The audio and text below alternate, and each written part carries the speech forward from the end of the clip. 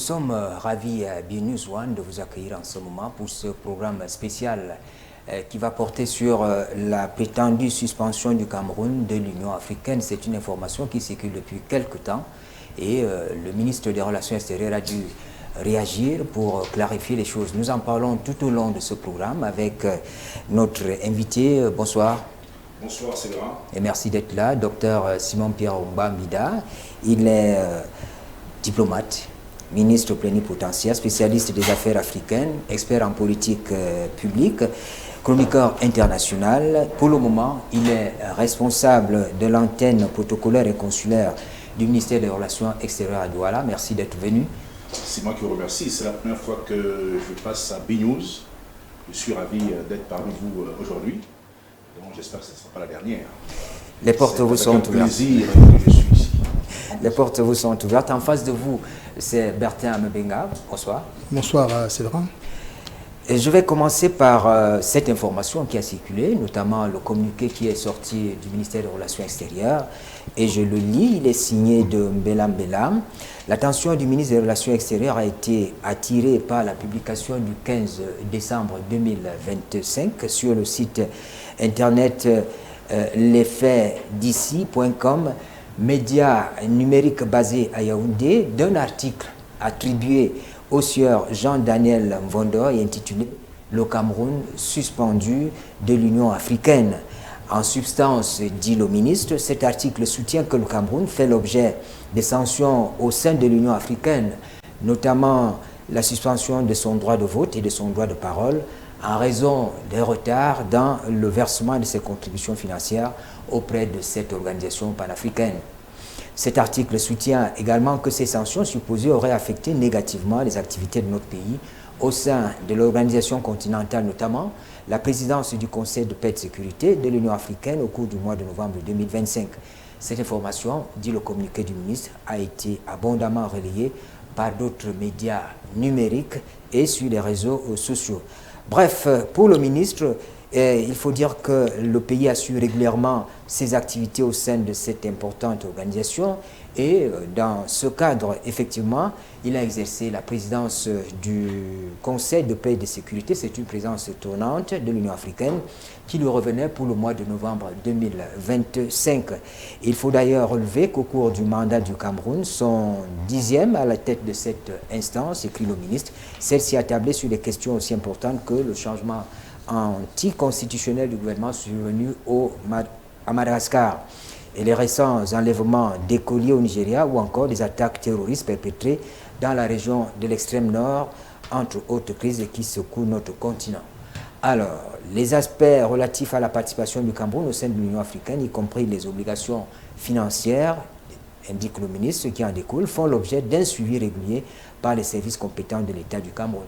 Ces derniers s'attellent, malgré un contexte international difficile, et les contingences internes à assumer ses obligations auprès de ses partenaires internationaux. En tout état de cause, le ministère relève qu'il est inapproprié de communiquer sur le fonctionnement de l'Union africaine et ses rapports avec ses États membres sans avoir une bonne maîtrise.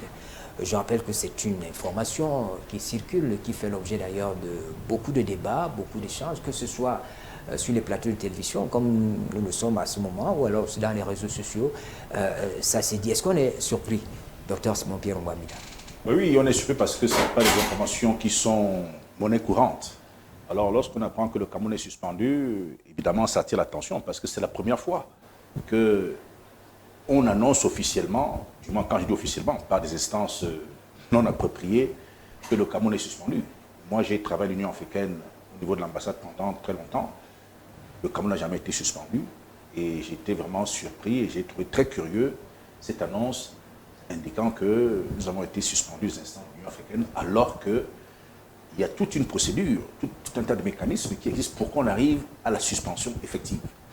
Donc j'avais trouvé un peu cavalier, mais bon, heureusement que le département a rapidement démenti cette information en apportant des éléments probants et notamment, je crois, la note du ministre des Finances, qui a rappelé effectivement ce qui s'est passé. Donc je crois que les choses sont venues dans l'ordre. Maintenant, c'est à nous d'expliquer peut-être ce qu'il peut y avoir en dessous, quels sont les mécanismes Oui, justement, je voudrais que pendant cet échange, que nous ayons à parler de ces mécanismes, qu'on comprenne exactement ce qui se passe, comment on arrive à être suspendu, si c'est le cas, est-ce que c'est possible? On va évoquer toutes ces questions-là. Mais Bertin, une fois de plus, c'est la presse qui est mise en avant parce que cette information est donnée par un journal en ligne. Et semble-t-il, ça crée beaucoup de débats, beaucoup de discussions. Oui, Gérard, il faut bien croire que les médias, qu'ils soient des médias traditionnels ou bien des médias en ligne, contribuent à donner aux Camerounais la bonne information. Sauf que dans le cas précis, il s'agit d'une information qui est très biaisée parce que, voyez-vous, quand bien même le Cameroun serait sanctionné, l'ampleur du problème au niveau africain, le Cameroun n'est pas le seul pays. Il n'est pas le seul pays. En fait, c'est un problème qui survient dans tous les autres pays, puisque le Cameroun est loin d'être un cas isolé sur les rapports avec l'Union africaine sur le sujet. Voyez-vous, plus de 40% des États membres accusent régulièrement des retards de paiement dans leurs contributions sans que cela ne fasse l'objet d'une levée de bouclier. Je prends par exemple le cas en 2024, 15 ou 20 pays sur les 55 n'étaient pas à jour à date de leur cotisation. Et les arriérés cumulés représentaient souvent des centaines de millions de dollars. Donc, je crois qu'il s'agit véritablement d'une contre-publicité faite à l'endroit du Cameroun. Mais comment on peut expliquer une contre-publicité? Est-ce que le contexte s'y prête? Est-ce qu'il y a vraiment anguille sous roche? Parce que les relations entre le Cameroun et l'Union africaine sont, pour le moment, peut-être on peut se tromper, au beau fixe. Oui, les relations entre le Cameroun et l'Union africaine sont excellentes, sont au beau fixe, comme vous dites. Je crois que ceux qui ont publié cette information ont une véritable méconnaissance des mécanismes de fonctionnement de l'Union africaine. Vous savez, le comité des représentants permanents, c'est-à-dire qui est le comité des ambassadeurs, a des sous-comités. Dans ces différents sous-comités, il y en a un qu'on appelle le sous-comité des contributions qui s'attelle à l'état des contributions de tous les États membres. Comme M. Mbanga l'a dit tantôt, il y a 55 États membres, et les 55 États membres, chacun a son taux de contribution particulier en fonction de son PIB. Alors, le Cameroun à l'Union africaine est considéré, parce qu'à l'époque, il y avait les gros contributeurs, et puis il y avait les autres. Maintenant, depuis la réforme de 2016, il y a les gros contributeurs, catégorie 1, il y a ceux qui sont au milieu de la catégorie 2, et puis il y a la troisième catégorie. Le Cameroun se situe dans la deuxième catégorie, qui sont, disons, les pays qui ont un taux moyen, mais quand même assez élevé, puisque nous sommes à plus du million de dollars. Donc, pendant longtemps, le Cameroun a été parmi les 10 premiers contributeurs à l'Union africaine. Je dis bien les 10 premiers, avant la Côte d'Ivoire, l'Éthiopie et tous les autres pays. Bon, entre-temps, les choses ont évolué. Certains pays sont venus nous dépasser parce qu'ils ont augmenté leur taux de contribution. Nous, on était restés à un niveau médian, mais qui est toujours honorable. Et qui fait donc qu'il est difficile de sanctionner sévèrement le Cameroun parce que nous sommes toujours à jour de nos contributions, même si le paiement vient un peu en retard, mais le Cameroun a toujours honoré ses engagements auprès de l'Union africaine. Et donc, comment ça se passe? Lorsque le sous-comité des contributions s'est réuni, il sort son rapport qui est communiqué au COREP, et le COREP saisit les missions diplomatiques pour les informer de l'état des contributions qui les concernent. Donc, il y a comme un rappel à l'ordre. Et ça, c'est dans un circuit administratif interne. Administratif interne entre l'Union africaine et les États membres. Donc, dans le cas d'espèce, je crois que la Commission a saisi notre ambassade à Addis Abeba pour rappeler que, bon, on avait des arriérés de contribution, et ça c'est en interne. Et ça se fait régulièrement, ce n'est pas quelque chose d'extraordinaire. Et là, l'ambassade saisit la capitale pour informer que, bon, apparemment, le virement n'est pas encore passé. On rappelle alors, et rapidement, la situation est redressée, c'est-à-dire qu'il y a un virement qui est émis et l'ambassade va émettre un chèque. C'est l'ambassade qui émet le chèque au nom de l'Union africaine. Ce n'est pas les finances qui versent directement. Ça peut se faire aussi, il y a cette possibilité, mais généralement, c'est l'ambassade qui émet un chèque qu'on va déposer à la commission des finances, qui l'enregistre et qui répond également toujours par voie diplomatique, parce que tout ça se fait par écrit, parce qu'on peut vérifier. Donc, il y a eu versement, et immédiatement, tout est entré dans l'ordre. Et c'est comme ça que ça se passe. Maintenant, quand il s'agit des sanctions, parce qu'effectivement, il y a un régime de sanctions. Parce qu'on parle à la fois des sanctions préventives. Préventives, voilà. Et cela arrive à quel moment? Peut-être que vous allez répondre tout à l'heure, docteur Simon Pierre Ongamida. Visiblement, il y a eu fuite d'informations. Quand on regarde comment l'information se propage, on peut penser ici qu'il y a eu fuite d'informations, une information qui était peut-être interne, mais finalement qui est tombée entre les mains des médias. Oui, c'est vrai. Il faut le dire, il y a une intention véritable de nuire. Parce que voyez-vous... mais qui chercherait à nuire au Cameroun au sein de l'Union africaine? Nous sommes quand même un pays respectable. Un pays évitez surtout de suivre mon regard. Je voudrais plutôt dire que dans le cas d'espèce, les dégâts ils sont très grands. Ils sont également gérables puisque il faut, dans un premier temps, il fallait pour ces gens mettre une tache noire sur l'image du Cameroun. Montrer un pays qui ne maîtrise pas ses engagements internationaux. C'est par exemple ça qu'il faut montrer. Et vous voyez bien qui serait tenté de le faire. Je ne pointe pas. Mais moi, je ne vois pas Bertin. Alors, le docteur Simon Pierre Ongamida, il a parlé du régime des sanctions, des sanctions préventives. Il y en a d'autres certainement. Oui, il y a le régime des sanctions qui a été établi. Bon, ces sanctions les a un peu alourdies depuis 2017. Justement pour amener les États à payer plus rapidement parce que les États contribuaient plus dans d'autres organisations plutôt que de venir s'acquitter de leurs devoirs auprès de l'Union africaine. Alors, le régime des sanctions va de manière graduelle. On commence par vous avertir, vous êtes averti, on vous signale, vous êtes mis en demeure, et puis il y a une décision qui est donc prise par le sous-comité qui est chargé des contributions, qui transmet son rapport au COREP, je l'ai dit tantôt. Le COREP prend une décision à son niveau, au niveau des ambassadeurs. C'est un projet de décision. Maintenant, la décision sera définitive quand ça va au niveau du conseil exécutif, qui est le comité des ministres des Affaires étrangères. C'est le conseil exécutif qui est habilité à prendre une sanction qui va s'opposer aux États membres. Or, on n'en était pas encore là, puisque nous sommes en train de préparer le sommet qui est prévu en janvier prochain, janvier-février. Donc, nous sommes dans le stade des travaux préparatoires. Donc, à ce stade-là, c'est des mesures préventives qui sont prises pour informer les États. Faites attention, nous sommes en train d'aller au sommet. Si, dans l'intervalle, vous ne réglez pas votre ardoise, vous serez soumis au régime de sanctions définitives. Donc, dans ce processus qui est en cours, l'information a fuité. On ne sait pour quelle raison, mais notamment, comme l'a dit M. Mbenga, dans l'intention de nuire au Cameroun.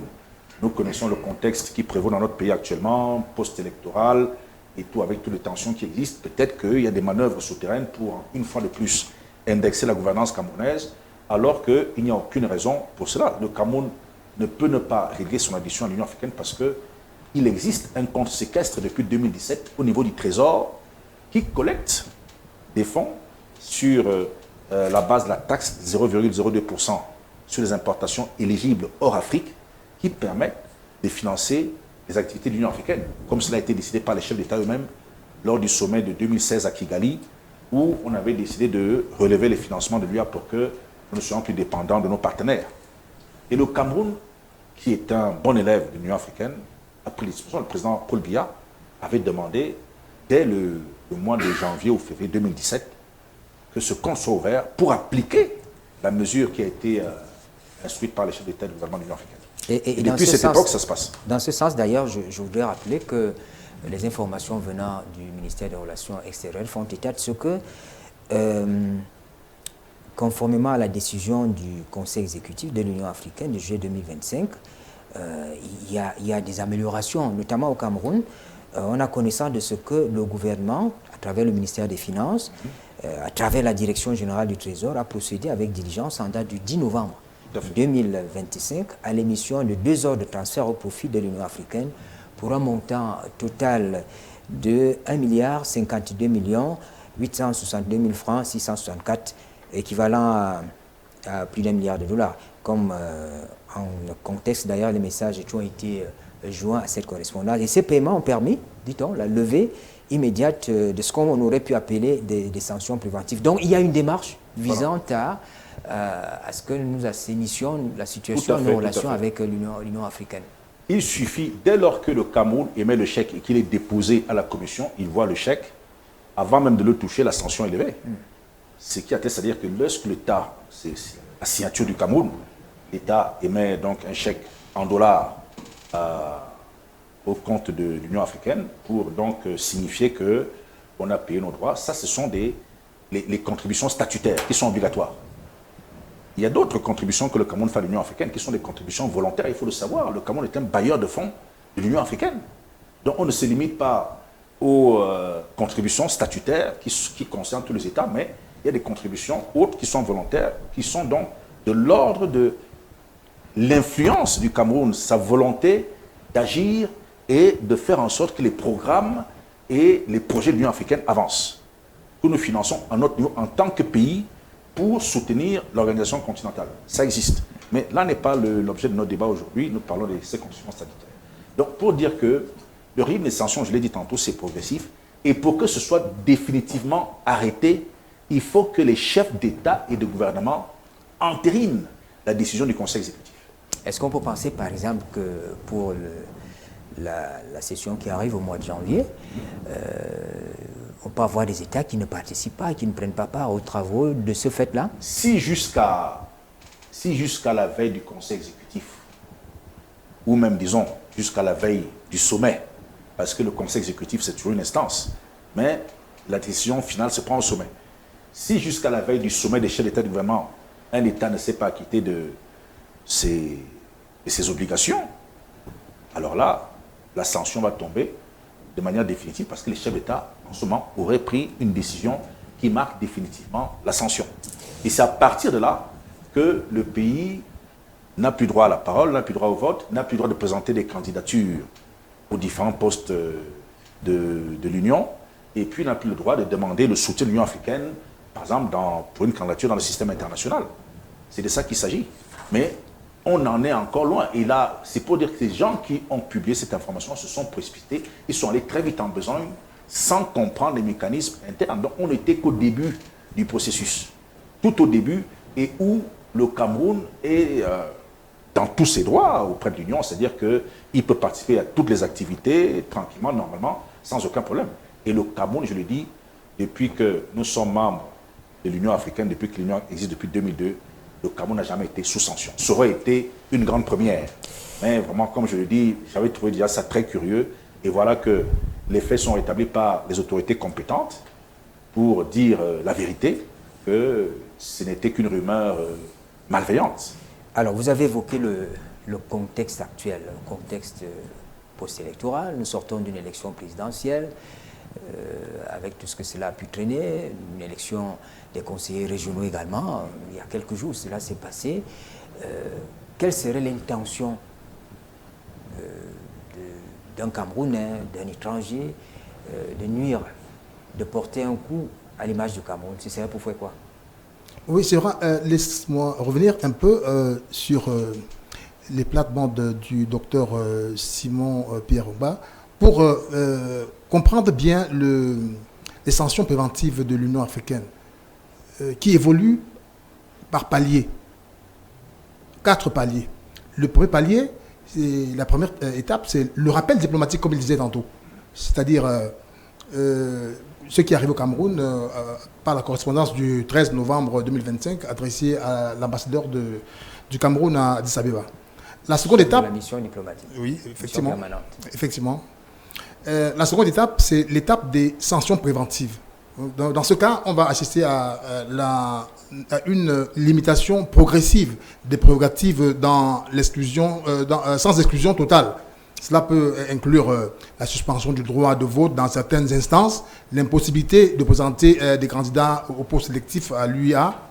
La troisième étape, par exemple, c'est la suspension effective, qui va parler de la privation totale du droit de prendre la parole et de voter. On pensait que c'est de ça qu'il était question à travers ce document. Or, il n'en est pas, c'est pas le cas. Et la quatrième et dernière étape, c'est l'exclusion totale, c'est-à-dire une mesure extrême et qui est d'ailleurs très rarement appliquée au sein de l'Union africaine.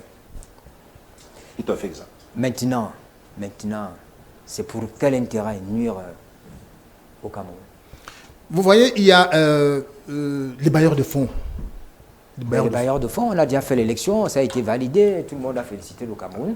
Les bailleurs de fonds, ils n'ont qu'à nous accompagner maintenant dans le processus de développement que nous avons engagé. Sauf que pour certaines personnes, ou bien pour une certaine opinion, les élections ne sont pas encore finies. Vous voyez, il y a encore au sein de certains, en fait, à travers certains médias, une levée de boucliers contre le chef d'État où il se dit que le Cameroun sera sous embargo si le Cameroun ne respecte pas certaines conditionnalités liées à, par exemple, comment est-ce que je vais... La marche commune avec les institutions de Bretton Woods, la Banque mondiale, le FMI par exemple, ou toute autre personne.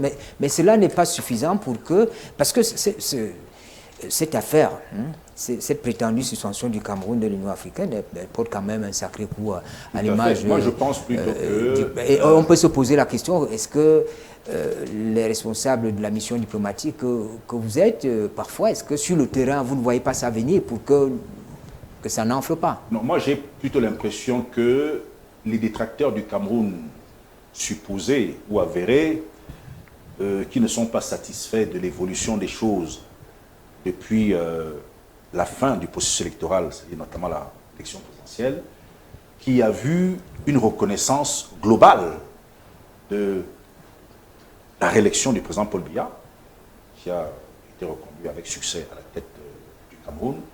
Et donc, cette reconnaissance au niveau international ne doit pas plaire à beaucoup. Alors, certains chercheraient par le moyen de la gouvernance qu'ils voudraient interroger, parce que quand on parle de défaut de paiement, ça veut dire qu'il y a un problème au niveau de la gouvernance locale. Donc, on voudrait attaquer le Cameroun sur les questions de gouvernance en disant que, bon, on n'est pas capable de faire face à nos attributions. Et puis, je crois qu'ils voulaient aussi profiter du fait que récemment, il y a eu des réunions au niveau du ministère des Finances qui parlaient de la rationalisation de la participation du Cameroun dans certaines organisations internationales, c'est-à-dire de limiter les contributions. Alors, du coup, évidemment, il faut discriminer. C'est-à-dire, quand on dit qu'on va rationaliser et qu'on ne va plus payer les contributions dans certaines structures, ça veut dire qu'on se retire. Il y a des raisons profondes. Il y a des raisons profondes. Ouais. Or, on ne peut pas inclure l'Union africaine dans ce type de structure. C'est impossible. C'est-à-dire que peut-être que certains voulaient attirer l'attention sur ces aspects. Donc, je dis que quelque part, c'est sur la question de la gouvernance qu'on voudrait attaquer le Cameroun. En se disant, voilà, ce pays où le chef a été réuni, d'accord, il est reconnu. Maintenant, on cherche la petite bête à des endroits pour nous gêner aux entournures et attirer l'attention de ces bailleurs de fonds multilatéraux, que sont le FMI, la Banque mondiale, le Club de Rome, le Club de Paris, et ainsi de suite, et même des partenaires bilatéraux, pour qu'ils regardent davantage dans la manière de gérer nos affaires en interne. Donc, on appelle une sorte d'ingérence. Et puis donc, pour qu'on nous dise, voilà, si on sort du cadre de l'Union africaine et notre instance internationale, dans laquelle le Cameroun, sein de laquelle le Cameroun a voix au chapitre, c'est les Nations Unies. Donc, pour nous, Africains, ce qui compte, c'est les Nations Unies, c'est l'Union africaine. Ce sont les structures les plus importantes pour un pays comme le Cameroun. Donc, on ne blague pas avec ça. Donc, on peut s'amuser avec d'autres structures intergouvernementales, mais avec l'Union africaine, jamais. C'est des structures sur lesquelles le chef de l'État lui-même suit de près ce qui s'y passe. Alors, l'idée évoquée par le ministre des Finances, qui certainement vient des milieux diplomatiques, à savoir qu'il faut rationaliser, il faut regarder de près où est-ce qu'on peut lier une amitié, comment fonctionner avec ces différentes organisations internationales. Alors, cette idée, je pense quand même qu'elle approfondir, à mûrir, parce que nous sommes dans un contexte aussi difficile, un contexte interne. Nous avons des engagements internes, nous avons des politiques publiques à conduire. Il faut respecter tout cela. En même temps, il faut respecter les engagements au niveau de ces organisations. Est-ce que le moment n'est pas venu véritablement qu'on sache le Cameroun fait équipe avec qui, le Cameroun marche avec qui? Alors, effectivement, c'est vrai, le Cameroun, dans sa marche économique et même diplomatique, a toujours eu des amitiés séculaires. Je suis d'accord que ça ne relève pas de nous ici, mais nous faisons une analyse froide, parce que la diplomatie a un domaine bien précis. Je pense, si vous permettez, que cette question de rationalisation est absolument nécessaire, parce que le Cameroun, qui est un... Il y a des indices d'essoufflement déjà. Non, disons que, vous savez, comme on dit dans les relations internationales, pas d'intérêt, pas d'action. Nous sommes un État libre, indépendant et souverain qui a appelé à adhérer à toutes les structures internationales. Donc, de manière quasi automatique, on y a adhéré parce que les États sont appelés à adhérer à différents organismes qui s'occupent de différentes questions sectorielles à travers le monde. Mais il est arrivé un moment où on s'est posé la question, quelle était la plus-value? C'est ça le véritable problème. Qu'est-ce que ça nous rapporte d'appartenir à telle structure par rapport à notre économie, par rapport à nos réalités et par rapport à nos besoins? Est-ce qu'on trouve notre compte en étant adhérent, en contribuant? Quel est le retour sur investissement, par exemple? C'est la première question qu'on peut se poser. Et je crois que le Cameroun s'étant posé cette question, que bon, ça fait 10, 15 ans, 20 ans, 30 ans qu'on contribue dans telle organisation, bon, on ne voit pas d'amélioration, bon, on est membre parce que nous sommes un État, mais est-ce que réellement, nous, en tant que Cameroun, on regarde notre réalité économique, nos besoins réels et les secteurs d'activité qui sont couverts par ces structures, est-ce que c'est pertinent de continuer de verser des contributions qui sont statutaires, alors que cet argent pourrait être plus utile ailleurs? Je crois que c'est cette idée qui avait amené, sérieusement, je me rappelle, bon, moi j'étais encore au département à Yaoundé, lorsque ces questions ont commencé à être discutées, parce que ça fait des années que le Cameroun réfléchit. Encore que Dr Simon-Pierre Longba Mida, on le sait, l'Union africaine elle-même est dans cette logique. On sait que l'organisation panafricaine demande aujourd'hui que ce soit clair entre la CEMAC et la CEAC, qu'on ait une seule organisation. Tout ça, c'est dans la rationalisation. C'est dans la rationalisation. Donc le Cameroun n'est pas dans une logique de s'éloigner de ses amis. Non, nous pensons que le moment est venu peut-être véritablement de savoir qui est avec nous et qui ne l'est pas. C'est aussi, je crois, pour des raisons d'efficacité, d'efficience. C'est d'abord ça. Donc, ce n'est pas tellement dirigé contre ces structures, parce que certains vont vous dire que peut-être que le Cameroun estime que ces organisations sont inutiles. Non, elles ne sont peut-être pas inutiles, je ne pense pas qu'elles soient inutiles, mais elles ne répondent peut-être pas, pour le moment, aux besoins immédiats et fondamentaux du Cameroun dans tel ou tel secteur. Vous êtes bien sûr BNews. Nous avons choisi cet après-midi de vous entretenir sur un sujet qui fait débat, à savoir la prétendue suspension du Cameroun de l'Union africaine. BNews One a fait venir le Dr Simon-Pierre Longba Mida, qui est là. Il est diplomate, expert des questions internationales.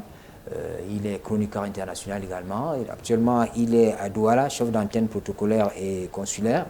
Mais il a accepté d'être avec nous cet après-midi, tout comme Bertin Mebenga, qui nous accompagne également pour cet échange qui nous permet donc de clarifier cette situation, parce qu'elle porte un sacré coup à l'image du Cameroun. Alors j'aimerais voir, quand ça se passe tel que nous le vivons, si vous êtes à la mission permanente à Addis Abeba, auprès de l'Union africaine, qu'est-ce qu'on fait à ce moment-là? On rappelle le ministère, on écrit, on dit voilà, tenez, on est menacé ici, comment ça se passe?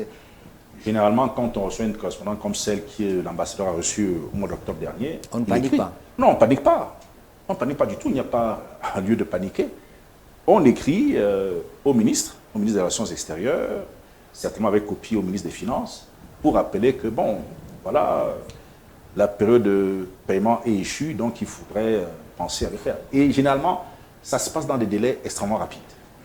Des délais qu'ils reçoivent, parfois même avant, puisque quand c'est un rappel, on le fait par écrit parce que c'est l'administration, parfois on peut appeler, mais rapidement, le ministère des Finances prend les dispositions nécessaires pour faire le virement, soit sur le compte de l'ambassade, ce qui est la procédure habituelle, soit alors directement sur le compte de l'Union africaine, à New York.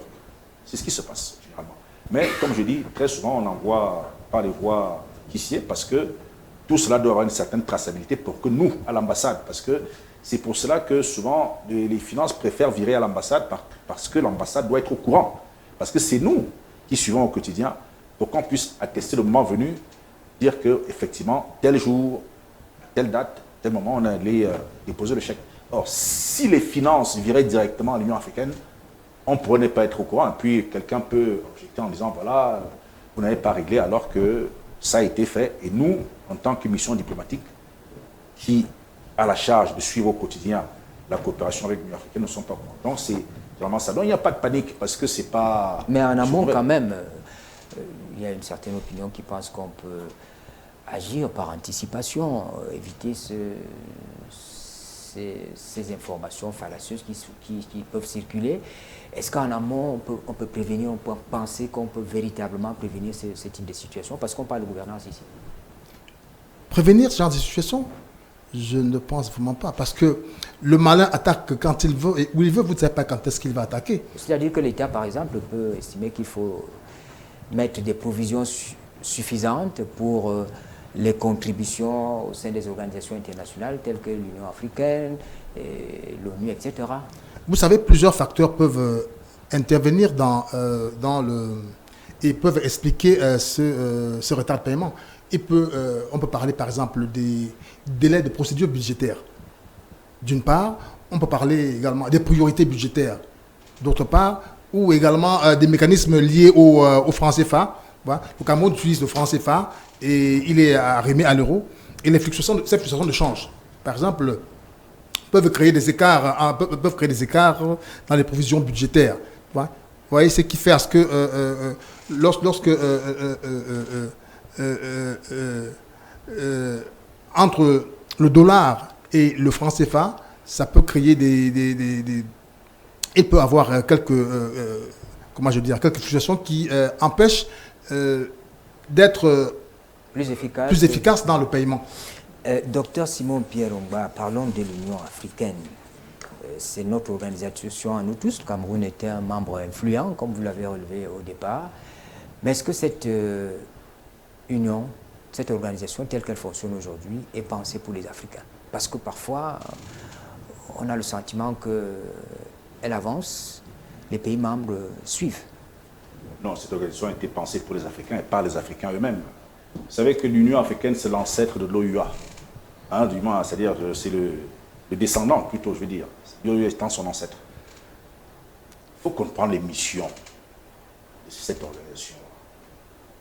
L'OUA, qui est l'ancêtre de l'Union africaine, avait pour mission, c'est-à-dire cette organisation politique, avait pour mission la libération du continent africain, du joug colonial. Et l'OUA a bien rempli cette mission. C'était ça l'objectif. Il n'y avait pas autre chose. Il faut que les gens le sachent, le comprennent très bien. C'était ça la mission. Libérer l'Afrique du joug colonial. Tous les autres reproches qu'on pourrait faire à l'organisation n'ont pas lieu d'être. Et l'Union africaine, donc, les Africains ayant estimé à la fin des années 90 que le temps était venu, puisque tous les pays africains avaient été pratiquement libérés, parce que c'est en Afrique australe qu'il restait des poches de résistance, avec l'Afrique du Sud, la Namibie et tout, qui ont été tous libérés dans les années 90. Donc, les chefs d'État et de gouvernement ont estimé qu'il fallait passer à une étape supérieure. Là, pour s'adresser aux questions économiques et commerciales. C'est ça l'objectif de la création de l'Union africaine, qui a donc des ambitions économiques, des ambitions commerciales, au-delà de la politique. Donc, c'est dans cet esprit-là.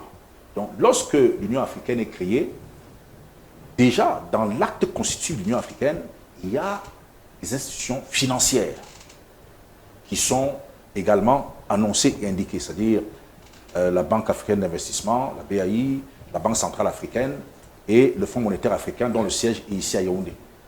Donc, ces institutions financières qui étaient là, avec l'Institut monétaire africain, dont on a parlé récemment, toutes ces structures sont annoncées dès le début. C'est pour vous dire que l'ambition n'est pas que politique, mais elle est d'abord économique et commerciale. Je pose la question parce que quand je vois des initiatives qui sont prises et qui peuvent être salutaires pour le continent, tels que le marché commun, Oui. GILCAF. Quand on voit la mise en place de ce marché, les réticences qu'il y a entre les États, Non, j'en viens, je vais vous expliquer. On a l'impression que ça ne marche pas toujours. Non, le problème qui se passe, c'est que ces décisions qui sont prises au niveau politique doivent être implémentées par les États membres. L'Union africaine n'a pas la qualité ou la compétence ou le droit d'imposer aux États l'application des décisions qui sont prises au niveau du sol. Chaque État reste libre, c'est-à-dire que l'application se fait de manière concentrique, c'est-à-dire qu'il y a ce que l'Union africaine peut faire au niveau continental, il y a ce que les régions font, c'est-à-dire les communautés économiques régionales qui existent, qui sont reconnues par l'Union africaine font, et puis ce qui se fait au niveau national. Donc il y a donc 3 niveaux d'application. L'État, membre, la région et l'organisation continentale. Maintenant, l'Union africaine n'est pas dans un désert, nous avons des partenaires. Et c'est là que je vais en venir, pour comprendre ce qui se passe. Vous avez cité tantôt la ZLECAf. Lorsque la ZLECAF a été créée, l'Union africaine a reçu beaucoup de menaces de certains de nos partenaires. Qu'on peut citer puisque c'est connu. Les États-Unis ont copieusement menacé l'Union africaine en disant qu'on ne respectait pas les règles de l'OMC, par exemple. Et ça peut créer, vous connaissez toute la puissance des États-Unis, avec leur influence dans le monde entier. Lorsqu'un pays comme celui-là n'est pas très d'accord avec quelque chose, même au niveau interne, au niveau régional africain, il y a des États qui réfléchissent à plusieurs fois avant d'appliquer les règles qui sont dictées par l'Union africaine. Vous comprenez? Donc, ça ne veut pas dire que c'est fait contre les Africains. C'est-à-dire les Africains qui restent des États indépendants et souverains, qui ne dépendent pas totalement de l'Union africaine, se disent, bon, ok, l'Union africaine, c'est gentil, c'est bien, mais moi, j'ai des problèmes internes à gérer, j'ai une certaine coopération à respecter dans des partenaires dont je dois tenir compte et qui financent certainement des projets importants chez moi. Donc, vous comprenez donc qu'à partir de ce moment, l'application rapide, stricte et immédiate devient difficile. Je prends encore un autre exemple. On parle justement des contributions. Lorsque les États africains décident en 2016 d'instaurer un taux de 0,02% sur les importations, les États-Unis, encore eux les mêmes, ont écrit, je me rappelle, j'étais encore en poste à Addis Abeba, une note verbale circulaire a été distribuée à tous les États membres pour leur demander de ne pas appliquer cette mesure, avec des menaces à la clé. C'est-à-dire un pays qui menace une organisation continentale, c'est-à-dire une organisation à laquelle elle n'est pas membre. Mais comme c'est un pays puissant, il vous dit non, je vous m'engage parce que tout ça c'est en violation de l'OMC, vous imposez des taxes. Nous, les États-Unis, on n'est pas d'accord. Mais le Cameroun a bravé cette menace. Il faut le dire, que les téléspectateurs le chassent. Le Cameroun a bravé cette menace puisque la décision est prise en 2016, je vous ai dit tantôt, le chef de l'État, dès le mois de janvier 2017, a instruit qu'un compte soit ouvert au niveau du ministère des Finances, du Trésor, pour collecter la taxe qui permet aux États de financer leur participation, leur contribution à l'Union africaine. Or, il s'est trouvé des États membres, à l'époque, qui se sont opposés à la mise en œuvre de cette décision. Et ce n'est pas n'importe quel pays. Le Cameroun fait partie de ceux qui ont fait en sorte que cette décision demeure, parce qu'il était question de bloquer pendant une dizaine d'années, ça c'était tué à la décision des chefs d'État, ou d'aller de manière un peu tellement lente pour l'application. Donc le Cameroun, avec une vingtaine d'États membres, a bravé cette décision américaine et imposé que la taxe soit appliquée, et nous l'appliquons. Mais le renouvellement des personnels au sein de la commission, le tout dernier, a laissé quand même quelques signes quelques traces d'incompréhension, parce que c'est peut-être normal parce que c'est une organisation et ça existe partout, mais est-ce que pour autant, Bertin, pour autant, on peut penser que le chemin tracé par l'Union africaine, on le suit à la lettre, les États suivent, c'est une politique, les textes sont bien faits, il y a l'objectif 2063 qui est là, c'est bien fait, tout le monde adhère, mais est-ce qu'on va vers là? On y va, chacun y va de son bonhomme de chemin, parce que je ne pense pas que... J'essaie d'appliquer, de faire un parallèle ici au Cameroun avec la décentralisation. Pour y arriver, il faut déjà que ce mécanisme soit mis en place, mais il faut y aller sûrement. La décentralisation, c'est encore la constitution de 96. Bon, l'Union africaine, ça remonte à plus. Oui, en fait, j'ai essayé juste de faire un parallèle pour pouvoir faire comprendre que pour y arriver, vous voyez par exemple l'Union européenne. Pour arriver à l'Union européenne, on est parti déjà avec la communauté du charbon, on est parti, c'est une évolution graduelle où on a vu comment les pays se sont mis en place et c'est également ce qui est fait au niveau de l'Afrique avec les pays. C'est vrai qu'il y a quelques retards dans la mise en place, mais je crois que les pays, on va pouvoir y arriver. On a eu le sentiment, peut-être que le docteur Simon-Pierre Ongba va nous le préciser, on a eu le sentiment que les pays du Maghreb, le Maroc notamment, s'intéressait à ce qui se fait à l'Union africaine. À un moment, on a eu le sentiment également que ça s'est émoussé. Qu'est-ce qui s'est passé? Non, vous savez, les États, quand ils viennent à l'Union africaine, chaque État a son agenda particulier. Le Maroc, pendant longtemps, s'était éloigné des affaires africaines à cause de son problème dans le Sahraoui occidental. Ils sont revenus en 2017. Ils sont revenus avec des grosses ambitions, évidemment, parce qu'ils voyaient l'évolution, parce que, comme je disais tantôt, l'Union africaine a des ambitions économiques et commerciales. Le Maroc, c'est un géant économique au niveau régional africain, et ils ont l'ambition, comme les autres pays importants économiquement en Afrique, d'essaimer sur le continent, d'avoir des parts de marché. C'est dans cet esprit qu'ils reviennent pour conquérir des parts de marché. Et jouer de leur influence. Ça, c'est tout à fait compréhensible. Bon, maintenant, il peut arriver qu'il y ait des écueils qui peuvent émousser les ambitions des différents États. Ça, c'est dans le fonctionnement normal d'une structure qui est vivante. Parce qu'il y a des jeux d'intérêt de part et d'autre, et des enjeux donc, qui font que, parfois, en fonction de ce qu'on récolte comme profit, comme intérêt, on se dit, bon, ça va dans le sens souhaité, ou alors ça ne va pas dans le sens qui est souhaité, on ralentit un peu. Mais le Maroc reste l'un des gros contributeurs de la catégorie 1 à l'Union africaine. C'est un pays vraiment très important au niveau régional africain, donc qui contribue énormément à l'Union. Et vous savez que plus votre taux de contribution est fort, plus vous avez un quota de personnel élevé. C'est ça aussi un des enjeux du taux de contribution. Voilà. Mais qui fait en sorte que l'influence dans le fonctionnement de la structure soit plus visible et marquée. Les crises marquées en Afrique, ça nous parle. Parfois, ça nous amène à poser des questions. Est-ce que l'agenda de l'Union africaine est sur le bon chemin? Est-ce que cette organisation a les coups de franche pour pouvoir aider ses membres à sortir des situations parfois difficiles? On voit ce qui se passe aujourd'hui entre la RDC et le Rwanda. On le voit sur d'autres cieux. Est-ce que l'Union africaine est véritablement dans sa logique? Je pense. Je n'ai pas envie de me mettre dans la posture de celui qui appelait... panafricaniste. Oui, de celui qui appelait les Nations Unies un machin. Je ne suis pas dans cette posture-là pour tenser l'Union africaine de machin. Mais je pense que l'Union africaine a beaucoup de schémas à faire, c'est vrai. Beaucoup de schémas à faire. C'est vrai que nous avons des États qui relativement jeunes, contrairement à ceux du Nord. Nous avons des États relativement jeunes. Nous construisons chacun des démocraties. Donc, c'est véritablement le problème de fond.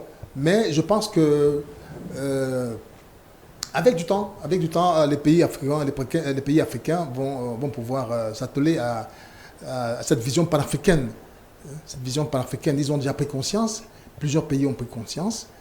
Bien après l'Nkwame Nkrumah. Aujourd'hui, nous sommes à l'époque, nous voyons ce qui se passe dans le Sahel.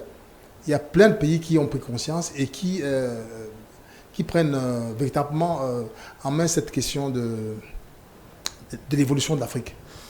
Il y a les crises multiformes, il y a des enjeux importants tels que les changements climatiques aujourd'hui, nous avons des épidémies, nous avons bien d'autres choses qui sont face à l'Union africaine. Mais est-ce que les engagements pris nous permettent de dire que l'Union africaine pourra un jour les respecter? Je parle d'une entité c'est un grand groupe, mais qui a des sous-groupes.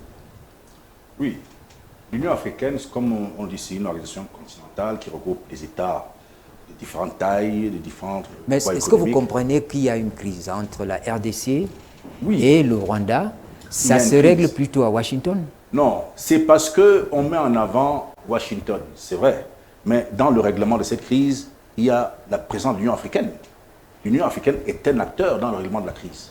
Mais on ne le dit jamais assez parce qu'on préfère parler des États-Unis qui sont une superpuissance, alors que dans tout ce qui se fait, l'Union africaine est bien présente à travers le Togo, qui est le pays qui est l'envoyé spécial, ou en tout cas celui qui agit au nom de l'Union africaine dans ce processus. D'ailleurs, lorsque les deux pays ont signé au cours de ce mois à Washington, c'était en présence et évidemment du président américain, du président de la RDC, du Rwanda, du représentant du Togo et qui représentait l'Union africaine et le Qatar, qui sont les acteurs dans ce processus. Mais on aime à évoquer les pays plus importants et minorer le rôle de l'Union africaine. Mais le président américain lui-même a dit ils sont venus ici, c'est parce que je tiens à ce que cette crise s'arrête. Oui, mais il le dit. Peut-être parce qu'on l'a laissé faire aussi. Oui, parce que nous avons un problème, c'est qu'il faut pouvoir faire face à certaines exigences financières, notamment, et ces pays qui ont les moyens, effectivement, dominent par là. Mais ça ne veut pas dire que les Africains sont absents du processus. D'abord, il faut souligner que, pour bien comprendre que les choses qui sont faites, généralement, sont faites dans le sens voulu par les Africains eux-mêmes. Parce que les Américains ont leur intérêt économique, parce qu'ils veulent exploiter les minerais qui existent en RDC, mais il y a aussi une logique africaine qui est derrière, où nous voulons la paix pour qu'il y ait un développement harmonieux au sein de nos États. Donc la présence de l'Union africaine est fondamentale pour rappeler certains principes à ces pays-là qui viennent nous accompagner dans cet effort de paix au niveau du continent. Donc si on avait définitivement écarté l'Union africaine, qu'elle ne serait même pas présente dans le processus, là on pourrait dire que nous sommes absents.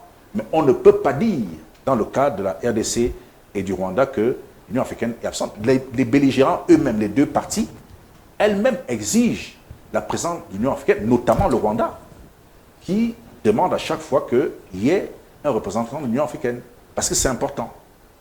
Mais comme je dis, les médias internationaux ne s'attardent pas là-dessus pour ne parler que des États-Unis, alors que nous, Africains, on devrait surtout mettre l'emphase sur cette présence africaine.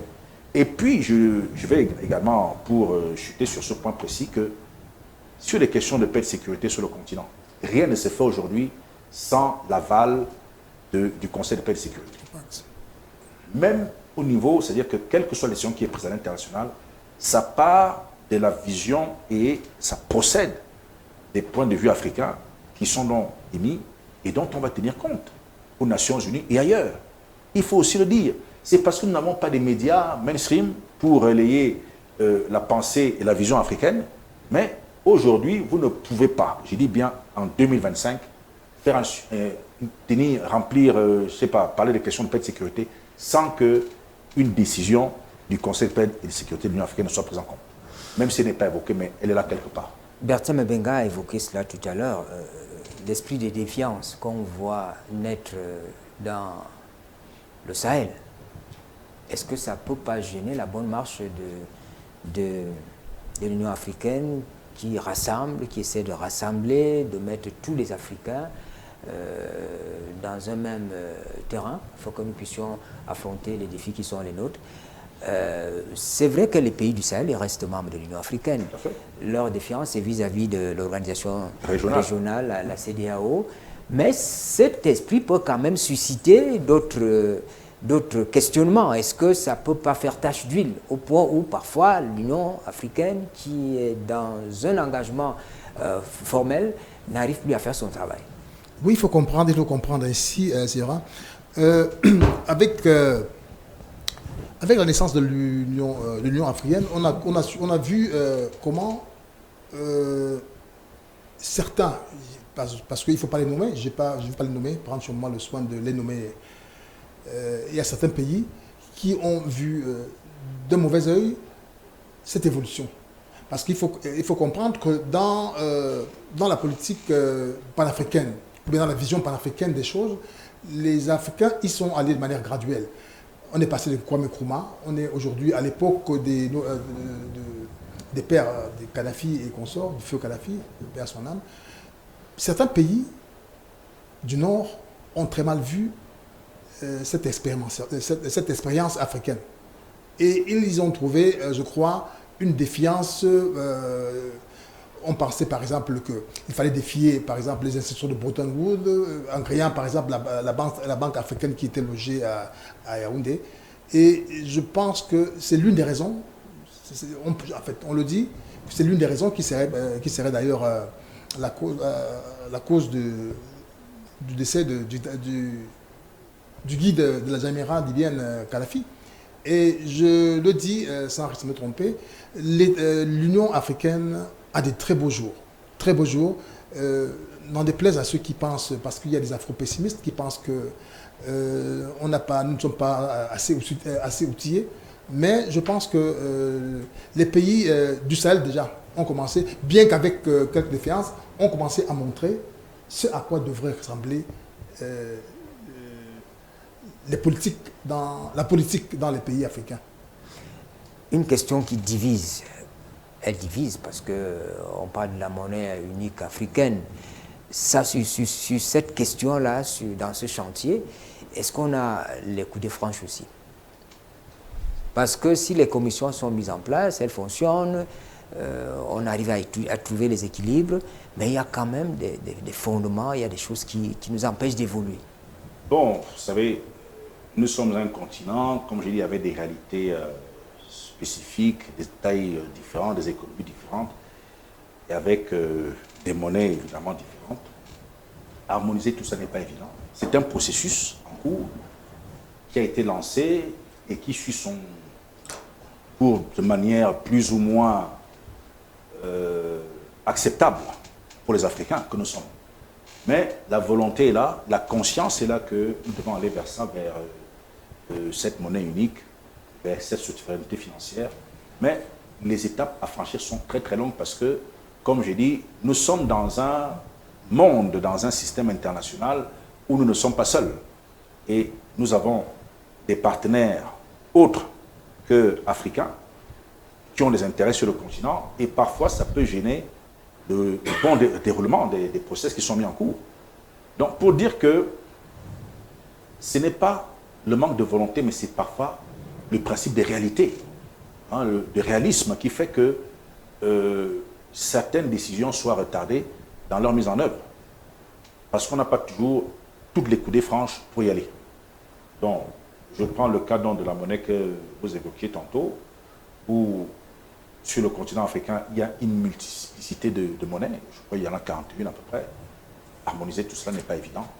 Et accepter parce qu'il faut des ajustements qui demandent des sacrifices sévères. Et tout cela doit être pris en compte pour que les États qui s'estiment économiquement plus forts ou plus avancés ne soient pas lésés. C'est ça l'un des enjeux. Donc, alors, ces pays généralement veulent tirer les autres à leur niveau, alors que certains disent, bon, nous, dans cette affaire, qu'est-ce qu'on a comme intérêt? Et puis, il y a nos partenaires qui viennent influencer par derrière, qui trouvent la situation actuelle à leur avantage et qui font tout pour retarder par différents processus et différents appuis l'évolution rapide d'aller vers cette souveraineté financière, cette monnaie. Donc, je crois qu'il faut tenir compte de tout cela, mais la volonté et la conscience est là que c'est vers ça que nous devons aller. Donc, on ne peut pas tout jeter, on ne peut pas faire des reproches infiniment. On sait que c'est une bagarre, c'est une lutte entre nous, les Africains, et le reste du monde, qui aussi veut continuer à vivre, à évoluer, à engranger des dividendes dans leurs actions. Donc, il faut comprendre que cette lutte-là qui se fait n'est pas facile, et de féliciter et de saluer quand même les efforts qui sont faits par les Africains pour que petit à petit, on y arrive. On ne sait pas encore quand, mais les idées sont là, la vision est là. C'est conçu par les Africains eux-mêmes, mais nous sommes confrontés, comme je l'ai dit tantôt, au principe des réalités qui fait qu'on doit traverser certains écueils et on doit jouer finement pour ne pas voir le processus brisé par des partenaires extérieurs à l'Afrique qui sont très puissants. Et je vais revenir, j'ai entendu quelque chose tout à l'heure que M. Mbemba disait par rapport au guide Kadhafi sur le Fonds monétaire africain. Beaucoup de gens nous disent, oui, c'est à cause de cela qu'on a tué Kadhafi. Et on associe souvent l'idée du fonds à un projet personnel de Kadhafi. C'est faux. Moi, je m'inscris en faux contre cela. J'étais l'expert du Cameroun lorsqu'on préparait les statuts du Fonds monétaire africain et le protocole portant création du Fonds monétaire africain. C'est un projet panafricain, ce n'est pas le projet de Kadhafi. Ce qui intéressait le guide Kadhafi, c'était la banque d'investissement africaine, la BAI, qui est logée à Tripoli.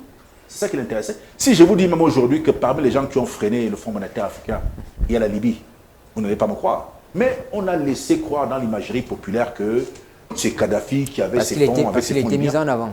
Voilà, qui était mis en avant. Alors que tous les Africains sont impliqués, et notamment le président Paul Biya, qui pousse à la roue pour que le Fonds monétaire prenne son essor. Donc, dire que c'est un projet de Kadhafi, non, c'est très réducteur. C'est même une insulte à l'endroit de tous les chefs d'État africains. Ce n'est pas Kadhafi qui a mené ce projet. J'ai dit tantôt que quand on a créé l'Union africaine, à l'époque, les institutions financières étaient déjà prévues. Donc, il s'agit d'un projet panafricain. Et la preuve, pour vous dire, si donc c'était un projet qui tenait à cœur les Libyens, je prends un exemple, hein, lorsqu'on a décidé de mettre en place toutes ces procédures, pourquoi est-ce que depuis que les statuts ont été adoptés en 2014... Mais la Libye est divisée, on sait que... Oui, on sait. On sait que mais pourquoi les Libyens, qui sont certains, peut-être qui sont les édiles ou les émules de Kadhafi, c'est vrai que d'autres sont contre, pourquoi ces pays n'ont pas suivi pour, comment dire, ratifier les textes? Et aujourd'hui, quand on parle de ce projet, on dit non, le guide voulait faire ceci. Non, ce n'est pas vrai. C'est un projet qui concerne tous les Africains. Donc il faut arrêter de réduire ça à Kadhafi, parce que Kadhafi seul ne pouvait pas financer le Fonds monétaire africain. Je le dis parce que je sais, c'est un dossier que je connais bien, parce que j'étais impliqué dans le process, et je sais les qui étaient favorables et les qui étaient contre. Donc, moi je crois que à l'endroit du Cameroun, il faut saluer ce qui est fait au niveau du Cameroun par rapport à ça, et de rendre hommage aux chefs d'État qui sont pour ce projet et qui se battent pour que ça voie le jour, et arrêter de limiter ça à la seule Libye qui n'a absolument rien à voir avec ce projet. Je rappelle, et cela vient du ministère des Relations extérieures, la République du Cameroun n'a jamais été suspendue de l'Union africaine.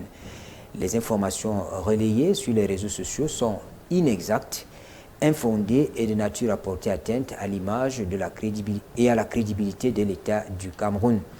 C'est le ministère des Relations extérieures qui nous a fait tenir ce communiqué. Nous en parlons dans le cadre de ce programme spécial pour essayer de comprendre les mécanismes, comment ça se passe à l'Union africaine pour qu'un pays soit suspendu. Nous essayons de voir la vie même de cette organisation panafricaine, son agenda 2063, où est-ce qu'on en est, est-ce qu'il tient la route, est-ce que les acteurs sont sur le bon chemin. Nous posons toutes ces questions avec nos invités sur le plateau. Vous avez à ma gauche Dr Simon-Pierre Mbambida qui accepte d'être avec nous, il a Douala, mais il est là. Nous avons également Bertin Mbenga, pour vous qui prenez l'écoute ou qui commencez à nous regarder en ce moment. Alors, dans la troisième partie de cet échange, je reviens toujours sur le communiqué qui a été rendu public par le ministre des Relations extérieures. Il dit que notre pays a effectivement exercé la présidence tournante du Conseil de paix et de sécurité de l'Union africaine qui lui revenait au mois de novembre 2025. C'est une présidence tournante. Je voudrais donc que nous parlions de cette instance-là, le Conseil de paix et de sécurité de l'Union africaine. Conformément au statut, cet organe renvoie à quoi? Quel rôle il joue précisément? Eh bien, le Conseil de paix et de sécurité de l'Union africaine, c'est un organe politique qui dépend du commissaire paix et sécurité et affaires politiques, donc qui statue sur toutes les questions de paix et de sécurité sur le continent africain. Donc c'est un comité restreint qui est composé de 15 États membres qui sont élus, certains pour 2 ans, d'autres pour 3 ans, comme c'est le cas pour le Cameroun actuellement. Et donc, étant constitué de 15 pays sur les 55 États membres, ces décisions sont définitives. C'est-à-dire, quand le Conseil de sécurité prend un communiqué qui est une décision, c'est publié et nul ne peut discuter les décisions qui sont prises au niveau des ambassadeurs. Ce n'est même pas au niveau des ministres ou des chefs d'État. Le Conseil peut se réunir également au niveau des ministres, selon les questions, parce que c'est le Conseil qui décide de porter la question au niveau des ministres, ou alors ils peuvent décider de porter la question au niveau des chefs d'État, à ces 3 paliers. Mais déjà au niveau des ambassadeurs, la décision, elle s'impose à tous les États membres et aux tiers qui ne sont pas africains. Bon, ça, c'est une réussite pour le continent. C'est un organe qui fonctionne très bien.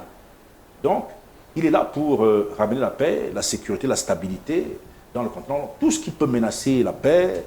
Donc, le Conseil peut agir de manière préventive, c'est-à-dire qu'il y a un système d'alerte rapide au niveau de la Commission pour anticiper sur d'éventuels conflits qui pourraient surgir dans tel pays ou telle région. Donc, pour attirer l'attention des États membres ou bien du pays concerné que, voilà, il se passe telle chose, prenez les mesures qui s'imposent à partir de maintenant pour éviter le conflit. Donc, cet organe, donc, a plusieurs autres structures internes, le comité des sages, le comité d'état-major, qui réunit les conseillers militaires qui sont auprès des missions diplomatiques africaines à Addis Abeba, et donc, qui se réunissent également pour analyser les questions de sécurité sur le continent. Et donc, cet organe fonctionne vraiment à merveille. C'est l'un des organes qui fonctionne le mieux au niveau de la Commission. Donc, qui a une photographie instantanée de la situation sécuritaire sur le continent et qui s'est adressé ces questions.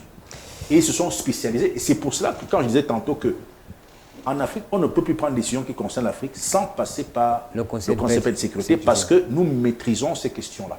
Et on demande aux autres de respecter la vision africaine, parce que les autres qui viennent avec les gros moyens, certes, mais qui n'ont pas une bonne connaissance du terrain, qui ne connaissent pas les implications, les enjeux, parce qu'eux, ils ont une autre vision. Donc, on laisse la main aux Africains de gérer ces questions. Et c'est pour cela qu'il y a eu un partenariat signé entre la Commission de l'Union africaine et les Nations Unies pour que les opérations de maintien de la paix ou de soutien de la paix qui se tiennent en Afrique soient exclusivement menées par les Africains eux-mêmes, pour plusieurs raisons.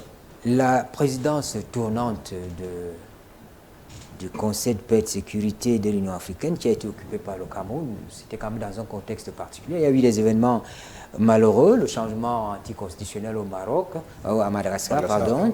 Il y a eu d'autres choses, par exemple les enlèvements des écoliers au Nigeria, dont le contexte international était difficile. Dans le domaine de la presse, est-ce qu'on a senti les actions posées, le travail fait par le Cameroun à la tête de cette instance-là? Pas beaucoup, pas du tout. Peut-être parce que ça relève aussi du domaine diplomatique, on ne parle pas beaucoup, on agit, mais on ne dit pas beaucoup ce qu'on fait. Oui, c'est vrai que le Conseil de paix, il est soumis à des défis majeurs. Des défis majeurs, on peut parler déjà des ressources financières très limitées. On peut parler également d'une volonté... Ça, c'est un problème général de la Commission. Oui, on peut parler d'une volonté politique insuffisante. Certains pays sont encore à se faire la guerre, on est encore à se faire des coups d'État. On peut également parler des capacités opérationnelles très réduites. C'est-à-dire que cette vitesse à pouvoir intervenir en temps et moment opportun lors des conflits. Ou encore il y a une superposition d'autres acteurs sur ça fait que ça ralentit vraiment ce qu'on attend véritablement de cet organe qui sur le plan de la paix devrait être l'organe principal. De quel poids pèse l'État membre qui assure la présidence tournante du Conseil de paix et de sécurité en cas de conflit? On prend le cas de ce qui s'est passé à Madagascar où visiblement on a voulu prendre le pouvoir par des voies inhabituelles. À ce moment-là, que fait le Cameroun? Le Cameroun écoute les autres membres du Conseil, le Cameroun écoute la volonté de la Commission, le Cameroun écoute qui? Est-ce qu'il peut prendre des initiatives en tant qu'État? Bien sûr, le Cameroun en tant que président du Conseil, c'est une présidence, non, le pays qui assure la présidence du mois a effectivement des prérogatives importantes. D'abord, en ce qui concerne l'élaboration du programme du mois. Parce que c'est le pays qui préside, qui détermine et élabore le programme des réunions, donc les thématiques, qui choisit les thématiques qui sont abordées. Donc, ça peut être lié à l'actualité, comme effectivement, il y a eu ce changement anticonstitutionnel à Madagascar qui interpelle le Conseil, parce qu'il doit même s'auto-saisir rapidement. Maintenant, le Conseil peut également aborder des questions qui sont un peu oubliées. C'est-à-dire que le pays qui préside va estimer que, bon, il y a un conflit qui est négligé, il y a une question sécuritaire ou humanitaire dans une région ou dans un pays africain qui est un peu négligé par les États membres et de ramener ça au bout du jour. Donc ça, c'est l'avantage qui est accordé au pays qui préside, d'aller réveiller des vieilles choses qui étaient un peu négligées pour qu'il y ait une décision soit prise là-dessus. Ça peut être des questions un peu difficiles. Donc c'est pour ça que vous allez voir que lors des présidences, il y a des questions qui remontent il y a 5 ans, il y a 10 ans, qui peuvent revenir au goût du jour parce que le pays qui préside ce mois-là a voulu que ce soit. Donc, ça a quand même son importance. Donc, il pèse d'un certain poids. On ne peut pas lui refuser ça. Quelle que soit la taille diplomatique ou économique ou politique du pays, dès lors que vous présidez le Conseil, vous avez ce pouvoir. Maintenant, un pays qui préside peut se laisser influencer. Ça peut arriver. C'est-à-dire que le pays ne profite pas de sa présidence et se laisse déborder par des influences venant d'ailleurs, parce que ça arrive que des États plus importants viennent pour influencer le calendrier du Conseil en venant vous proposer des thématiques qui n'étaient peut-être pas les vôtres. Ça peut arriver, mais je dis donc que même un pays comme le Cameroun, qui a tout son poids, son influence et qui a son agenda, en profite pour élargir son influence et traiter des questions qui lui tiennent à cœur.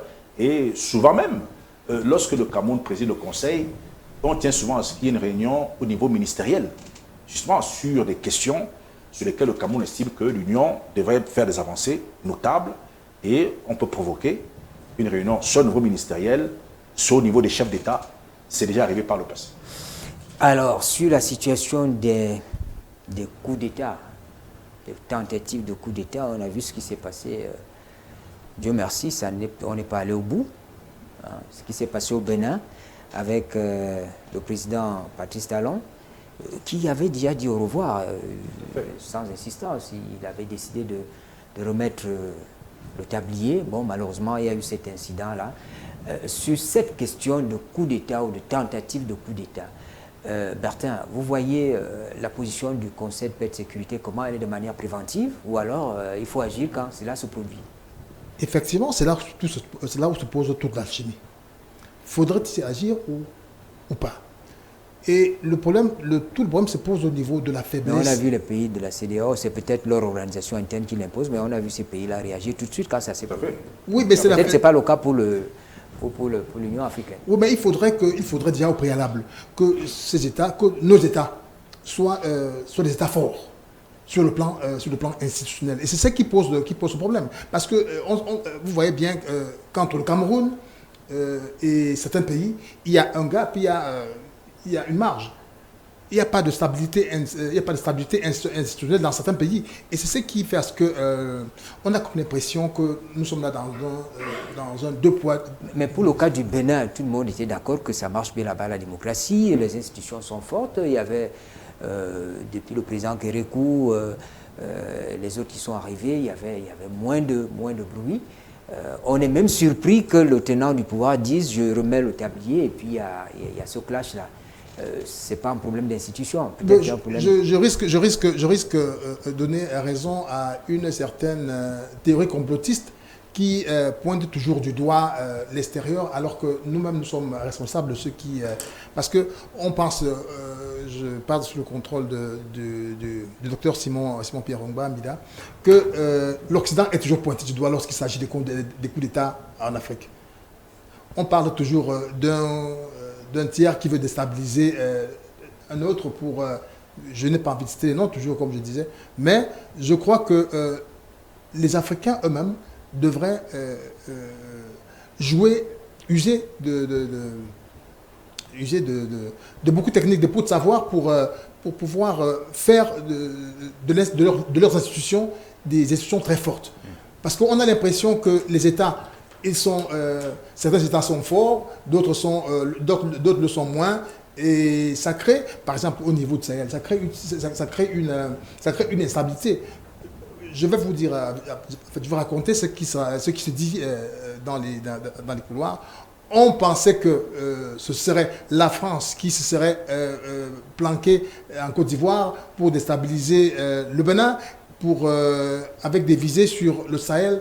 Vraiment, c'est des réflexions qui ne passent plus. Docteur Simon-Pierre Ombamida, face au retour des mouvements qui parfois nous imposent des coups d'État, ils réussissent ou ne réussissent pas, le Conseil de paix et de sécurité, il a quelle démarche? Je suis d'accord que ce n'est pas l'organe suprême de l'Union africaine, ce n'est qu'un organe parmi tant d'autres de l'Union africaine, mais dans sa démarche globale, est-ce qu'il y a moyen de prévenir ce type de conflit, ce type d'agissement? Évidemment, le Conseil de paix, lui, sa mission, c'est de rappeler les principes. C'est-à-dire que lorsqu'il y a ce type d'intervention qui est condamné et condamnable par les règles et textes de l'Union africaine, ils prennent automatiquement un communiqué que le président de la Commission signe pour dénoncer ce qui s'est passé. Il faut dire que dans un pays comme le Bénin, c'est un pays qui a une tradition de coup d'État, même si la démocratie que nous apprécions... est passée par là entre-temps. Voilà. Mais nous savons que, comme la plupart des pays d'Afrique de l'Ouest, le Bénin, c'est un pays qui a souvent connu des coups d'État, donc c'est dans une tradition, disons, militaire de ce pays-là. Donc, au-delà du fait que le président Talon a annoncé officiellement qu'il partait, mais ça n'empêche pas que certains esprits estiment que, bon, peut-être que son successeur annoncé ne plaît pas à certains, il voudrait couper court pour qu'un autre cycle de gouvernance arrive, ou alors, parce que certains estiment que l'opposition classique, je ne sais pas quoi, a été muselée et que c'est une opposition choisie par le président qui est là. Bon, il peut y avoir plusieurs raisons. Et même d'autres sont allés, là on est toujours dans la théorie des hypothèses et des soupçons et du complot, pour dire que peut-être que c'est le président Talon lui-même, pour revenir, s'est dit, bon, voilà, organisez-moi un petit coup d'État comme ça, je vais changer, je vais remettre de l'ordre, donc je ne pars plus. Vous voyez, il y a toutes ces hypothèses, vous savez. Donc on peut interpréter de mille manières. Donc dans un pays comme le Bénin, bon, on voit ça comme ça, mais tout ce que l'Union africaine peut faire, c'est de rappeler les principes, de rappeler les règles qui sont dictées par tous les Africains qui sont connus. Je prends la charte pour la démocratie et la gouvernance d'Afrique, la CADEJ, qui a été mise en œuvre à partir de 2012, que tous les États ont signé, qui interdit les changements anticonstitutionnels, les changements de constitution dans l'intérêt d'un chef d'État. Donc tous les pays ont ça. Donc c'est l'une des premières mesures, sans compter les autres textes additionnels qui sont là, toujours pour parler des questions électorales, des questions, parce qu'on sait que la première source de conflit en Afrique aujourd'hui, ce sont les élections. Donc, je crois que l'Union africaine et le Conseil de paix, notamment, de ce point de vue, qui assure la veille sécuritaire, qui comprend ces choses-là, prévient. Maintenant, nous revenons sur le fond. L'Union africaine, ce n'est qu'une organisation intergouvernementale qui est un sujet dérivé des relations internationales, qui dépend des États. L'Union n'existe que parce que les États l'ont créée et existent. Donc, tous les États africains restent indépendants et souverains et libres. C'est-à-dire que, bon, il s'est dit, ok, nous sommes membres de l'Union africaine, mais l'État reste au-dessus de l'organisation continentale. Parce que c'est l'État qui est le sujet principal des relations internationales. L'organisation vient derrière. Et le président de la Commission n'a pas de pouvoir politique. C'est un fonctionnaire qui assure le secrétariat de l'organisation. Donc il faut le comprendre. Donc quand on fait des reproches à l'Union africaine de ne pas pouvoir intervenir, de ne pas pouvoir agir, non, l'Union africaine ne peut agir qu'en fonction des pouvoirs qui lui sont conférés par les États membres. D'où donc ma question, est-ce que les politiques définies, l'agenda 2063, qui est très bien élaboré, est-ce qu'on peut véritablement le mettre en application si dès le départ, on a ce type de divergence, on a ce type de limite, parce que c'est une limite fonctionnelle. Tout à fait. Alors, est-ce que c'est possible ou bien on reste dans la réflexion, on pense qu'un jour on pourra se relever? Bon, l'agenda, vous l'avez dit, c'est un agenda qui est parfait, qui est complet et avec des visions claires, mais sauf que il faut que les États acceptent d'aller vers cette supranationalité. C'est-à-dire que de se dépouiller de leur part de souveraineté pour la confier à la Commission, c'est ce que beaucoup d'États se refusent à faire. Hein? C'est-à-dire que céder ses parts de souveraineté dans certains domaines qui fait en sorte que l'organisation est limitée dans son action et n'a pas le pouvoir d'agir directement pour faire ce qui est prévu selon par les textes. Tout à l'heure, M. Mbenga parlait des poids des États membres. C'est-à-dire, il y a des États plus ou moins forts. Ce qu'on peut faire au Cameroun, on ne va peut-être pas le faire à l'Afrique du Sud ou à l'Égypte, ou vice-versa. Vous voyez? C'est-à-dire que, bon, on peut faire quelque chose aux Comores, ou pas qu'on néglige les Comores, hein, ou au Burundi, mais qu'on n'osera jamais faire au Cameroun, par exemple. C'est des réalités qu'il faut connaître. Donc, on regarde l'État, comme on dit au village, les yeux, quand on regarde dans les yeux se font peur. Donc, vous voyez, donc, il y a des États qui, même ayant tort, dissuadent les autres d'agir. Vous voyez? Donc, au niveau de la Commission, on le connaît, et ça se voit même au niveau international. Lorsqu'on voit un pays comme Israël qui défie la communauté internationale, parce qu'ils savent sur qui ils comptent, vous voyez, sans respecter les décisions des Nations Unies. On vit la même chose au niveau de toutes les organisations internationales. Donc, c'est pour dire que ce n'est pas spécifique à l'Union africaine. Nous voulons bien que les choses avancent, mais le principe des réalités, je reviens encore là-dessus, veut que, bon, on sache se retenir, dire, bon, ok, là, pour éviter des plus gros problèmes, on n'avance pas. Hein? On attend, et au meilleur moment, on va bouger. C'est ça. Parmi les questions qui intéressent, qui relèvent du domaine de l'Union africaine, de chaque État membre aujourd'hui, le Cameroun fait face à ce problème-là, le terrorisme. La lutte contre le terrorisme, le Cameroun a assumé la présidence tournante au mois de novembre du Conseil de paix et de sécurité, alors qu'il est lui-même face à cette difficulté-là. Qu'est-ce qu'on fait? On laisse, on tient compte de ce qu'on vit chez soi et on essaie de le transposer. On s'occupe d'abord de ce qu'on voit à l'extérieur. Dans ce cas précis, si une question comme celle-là se pose sur la table, comment ça se gère? Non, évidemment, si une question se pose, c'est une occasion d'abord, lorsque nous sommes confrontés à un cas de terrorisme, et que nous, Cameroun, en tant que pays, on estime que cette question n'est pas bien abordée, c'est l'occasion idoine de poser ça sur la table pour trouver des solutions, ou apporter des solutions que nous estimons adaptées à la situation, que peut-être les autres négligent. Donc, c'est le cas d'apporter cette question, de la poser sur la table et de dire, voilà ce que nous pensons. Il y a une discussion là-dessus. Ou alors de voir ailleurs les échanges de bons procédés. L'Union africaine a une solution qu'on appelle le CAERT. Le CAERT, c'est un centre africain sur la recherche sur le terrorisme, hein, pour lutter contre le terrorisme, qui est basé à Alger. Donc, là-bas, la question terroriste est examinée vraiment de manière très approfondie et sérieuse pour que les États membres puissent faire face sur leur territoire à ces questions. Maintenant, vous avez des questions de moyens, des questions, des réseaux parallèles, des réseaux clandestins qui sont financés par des puissances obscures. Hein, je vais faire comme M. Mbenga, on ne va pas les citer, bon, hein, qui derrière sous-marine pour que ces organisations viennent nous enquiquiner ici. C'est-à-dire qu'ils ont choisi l'option de, comment dire, on pousse le mal loin. Nous, dans nos régions à nous, on ne veut pas de bombes, d'explosions, mais aller faire ça là où on estime que bon, ça peut se faire. Ça peut se faire. Donc c'est ça qui se passe avec le terrorisme aujourd'hui. C'est-à-dire que tout le monde combat, mais il y en a qui ont plus de moyens, plus de pouvoir, plus de force, et font en sorte que ces choses se gèrent loin de chez eux. Voilà, c'est ça la réalité. Et les Africains, n'ayant pas toujours les moyens nécessaires, pas parce que nous sommes des masochistes, c'est que parfois nous sommes impuissants du fait de nos moyens financiers limités, nos moyens militaires limités, le renseignement, qui font qu'on est confronté à ces situations. Et puis, il faut mutualiser les forces dans ces domaines. Et parfois, c'est ce qui manque. Il n'y a pas de mutualisation des forces pour lutter contre le terrorisme. Si on le faisait davantage, bon, peut-être qu'il y aurait un peu moins de problèmes. Mais comme chaque pays veut régler ça pour des raisons particulières, des raisons notamment de sécurité, à son niveau, à l'échelle nationale, pour mieux contrôler certaines choses. Nous vivons sur le continent ce que nous vivons. C'est un peu ça. Mais je crois que l'objectif étant la coopération, la collaboration militaire, d'arriver à juguler ces choses par des échanges réguliers entre les pays.